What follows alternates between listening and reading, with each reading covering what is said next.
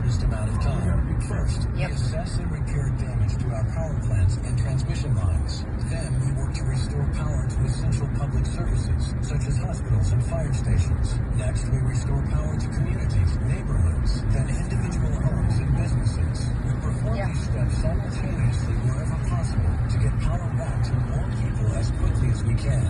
We understand. So we can't pull into the driveway with the pulling neighbors. With our crews, along with out-of-state workers, help bring life back to normal. Shit all the We'll work trees. non-stop as safety permits until everyone's lights are back on. For restoration updates, visit FPL.com or download the FPL. That's her neighbors. By texting the word Yep. to MyFPL. That's APP to 69375.